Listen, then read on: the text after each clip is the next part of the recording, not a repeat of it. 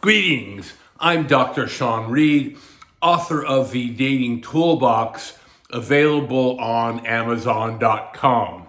So, today I would like to talk about dating successfully after divorce. I want to state this emphatically. You can date successfully after divorce.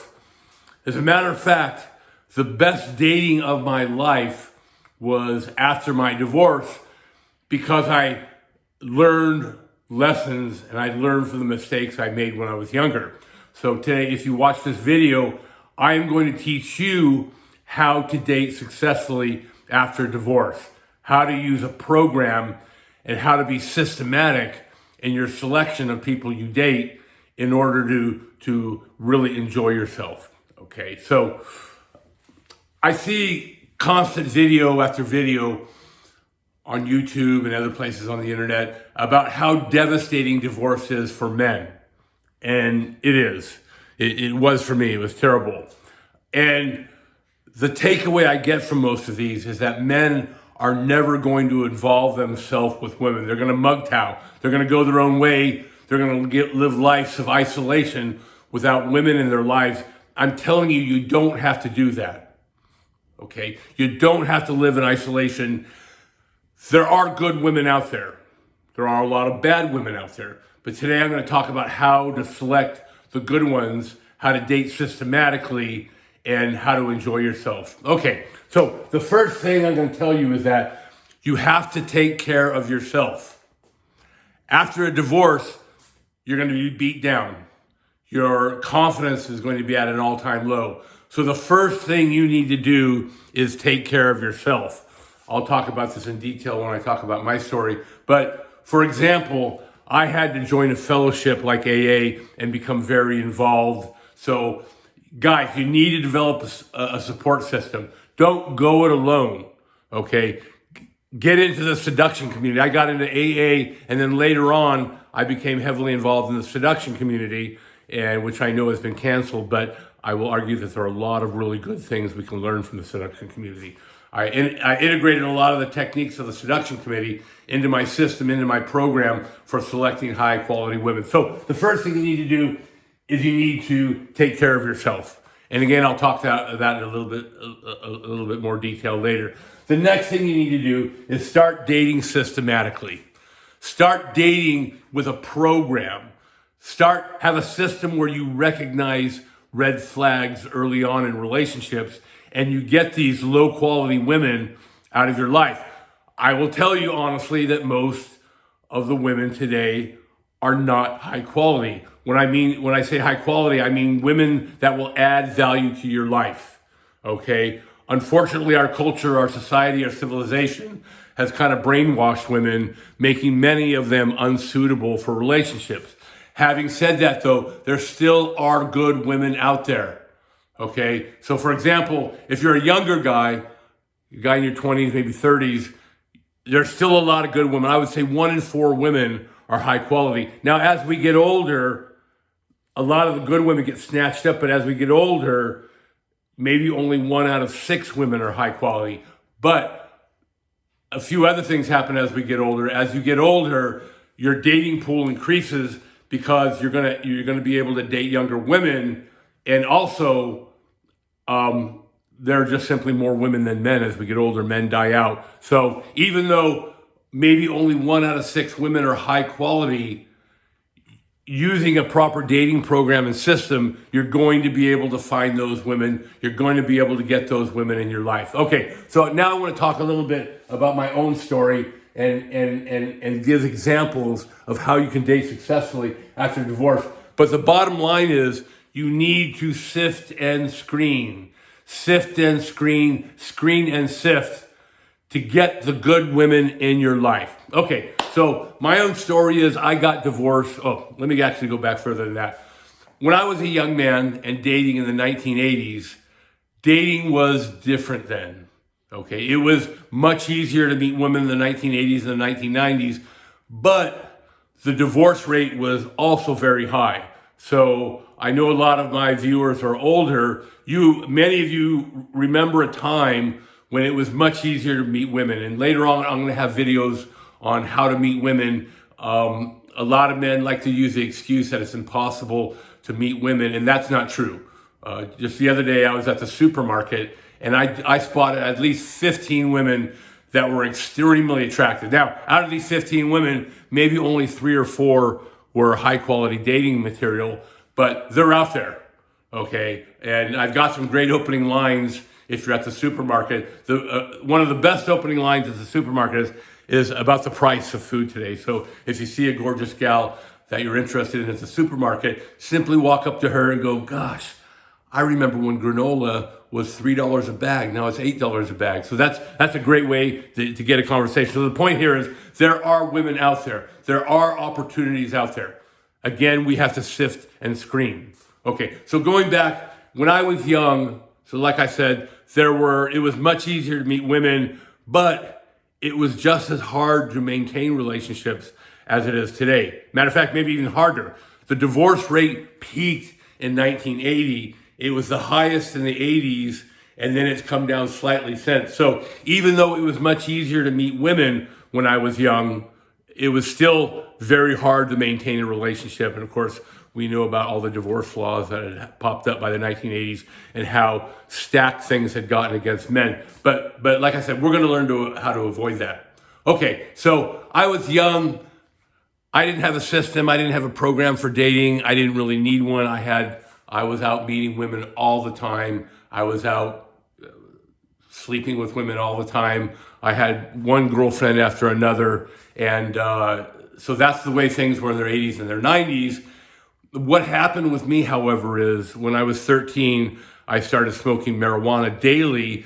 And I think when you do that your personality doesn't mature, your brain doesn't mature properly. And then when I was 18, I started drinking daily. And by the time I was 25, I was a full-blown alcoholic, drinking 15 beers a day. Having said that, I was still extremely successful with women up about until the age of 25. And then I'd become such a drunk loser that really no woman in her right mind wanted anything to do with me. So at the age of 27, I quit drinking. I kind of quit drinking without fixing all my problems inside of me. And again, this goes back to my claim that the first thing you need to do after a divorce is take care of yourself.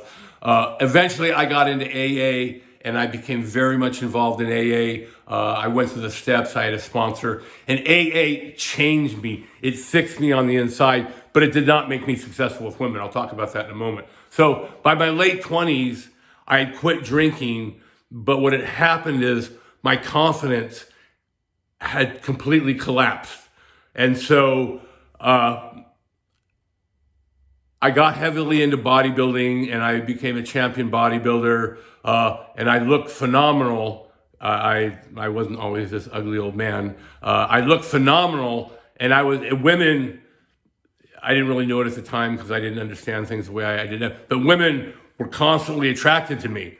But my problem is I was so messed up on the inside, I wasn't relationship material. I was not a high quality male. So what happened is I got back into AA, and I got really serious about it. And by the age of 35, I got completely clean and sober, and I got completely dedicated to the program. And then I was in a PhD program, and I was on a much vaunted Rockefeller scholarship. I basically went to school for free. I got paid to go to school. And so it looked like by the age of 35 that I was very successful, but the fact is my personal life was in shambles.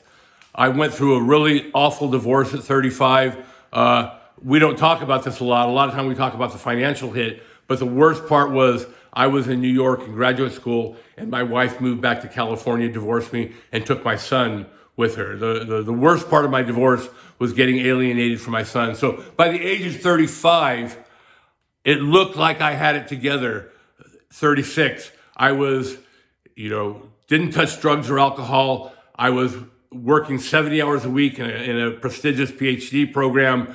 I was bodybuilding and training in martial arts. It looked on the outside like I was very successful, but in reality, on the inside, I still had no self-confidence. So I started dating after my divorce around the age of 36. And even though I was this buff bodybuilder, martial artist, getting a PhD, I had no confidence. To make matters worse, I didn't know anything about dating. I'd been successful when I was young at getting women, but I'd never had a program. I'd never had a system for dating, and I didn't. So I'm like 36, 37 years old, and if you look at me from the outside, this is a guy that's high value, right? He's getting a PhD. He's a bodybuilder. He's a martial artist. He's good looking. He doesn't do drugs, doesn't drink. But I was totally not confident on the inside. And the mistake I made, I started dating, but I was using the tools of AA and dating, and that was a huge mistake. So I had no self-confidence. So I was dating. I had no respect for myself. I would make myself completely available at all times. I was dating. My first girlfriend after my divorce was this Vietnamese doctor. She was gorgeous, really sexy figure. And I was just there constantly for her. I would see her every morning when she got off. She was in residency. Every morning when she would get off residency, she would call me. And at 6 a.m., I would be there. I would wake up and I would answer the phone just to have a conversation with her, okay? I didn't know at the time that you don't do that. You don't make yourself constantly available that. So eventually, of course, she dumped me. And by this point, I'm like, what the hell was going on? I'm doing everything right. Women should be drawn to me, yet I'm the least successful I've ever been in my life, right? I was more successful when I was drinking and drugging in my 20s than I was in my 30s when I was this, clean, sober, straight arrow PhD student, martial artist, bodybuilder. So that's when I started getting into the evolutionary biological stuff, evolutionary biology, evolutionary psychology, cultural anthropology. And I started to study stuff that made me realize what women are drawn to is that they're drawn to men that aren't constantly available, right? For 200,000 years, we lived as hunters and gatherers, and living in modernity in cities and modern culture, that's a modern, very recent development. Only about 1% of our existence have we lived that way. So really what should be happening is, for women, men shouldn't be constantly available. They should be out hunting. They should be out gathering. They should be out leading the tribe, and they shouldn't be constantly available. So I started to get into the cultural anthropology stuff, and that started to make me more successful with women, but it wasn't enough. I started becoming more successful. I realized not to make myself so constantly available. I realized to make myself a challenge, but kind of beyond that, I didn't really have a lot of tools, okay? So what happened then is, I started having some success with women. I ended up being engaged to this other Vietnamese doctor. I don't know what it is with me and Vietnamese doctors. They were both gynecologists, and I made myself too available for her. I proposed to her after 8 months. I realize now it should always be the women doing the proposing, right? You don't get married. You don't ask a girl to marry you. She has to start bugging you about it. But we'll talk about a little bit about marriage later on. But I started learning the ins and outs of dating, and I started to develop a system. And what this made me realize is the tremendous mistakes I had been making in my dating. With my first wife, all right, on our first date, she was telling me about her best friend who borrowed her jacket, and she didn't return the jacket. So my wife said, I wanted to kill her, okay? I did not recognize that was a red flag. Now everything about my dating system is about recognizing those red flags. So after a divorce, we develop a system, and we need to learn how to select women, how to screen out red flags. What are other red flags? Well, the first thing is, can you go up to a woman and start a conversation? Is she friendly? Does she talk to you, or does she have a bad attitude? That's the first thing. Then does she give you her number, right? Then does she agree to your first few dates? She has to be a flexible giver. All these things are screening processes so that we can date more successfully, that we learn how to get rid of these low value women, get them out of our life. So by the time I was in my early 40s, I developed my system, and this led to some of the best dating in my life. Once I had a system that was well developed and successful, I now was getting high quality women into my life. So I was opening women every day. I was opening 30 women a month. I was getting, now you aren't going to get a phone number from every woman you open. And we've talked about this, right? You may only get 7 or 8 phone numbers a month. That's okay. Because out of those 7 or 8 phone numbers, you're going to get maybe 3 dates. Out of those 3 dates, one of them will be successful. Now you might be thinking, well, gosh, I'm going through all this for only one successful date a month. Yes, but it will build up for you. As you implement my system, as you implement my program, you will start to have more and more high quality women in your life. So eventually you will get what I call a 3-woman rotation of high quality, high value women. Again, this all happened I've been divorced for about 7 years and my system was well developed by then. So, but at this point, I was dating 3 high quality women. Okay. Eventually from those 3 high quality women, I got what I call the golden year. Okay. So what would happen was I would start getting lots of phone numbers, opening lots of women, getting lots of phone numbers, dating lots of women. Eventually I would get I would build this rotation of 3 high quality women that I was dating. And eventually that would lead to 1 high quality woman. Now, the system doesn't stop there. Once you get that 1 very high quality woman, you need a year, what I call the golden year of perfect dating. Okay. Several times I've been dating a gal 6, 7 months into the relationship. Problems started to develop. We started arguing. We started fighting. What do you do when that happens? You get rid of her. You go back to the beginning. You start opening lots of women. You start getting lots of phone numbers. Again, this is a program. It's very systematic. And if you follow it, you will become successful with women. Okay? So a lot of guys, after a divorce, they say, that's it. I'm never going to date again. I'm telling you, it doesn't have to be that way. You can get high quality women in your life. You just need a program for doing so. All right, so this video is starting to go long. I know no one likes to watch excessively long videos, so I'll just sort of cut it short here. If you like what you saw today, if you like what you heard today, please hit that like and that subscribe button. If you have any questions, please ask me them in the comments, and good luck dating.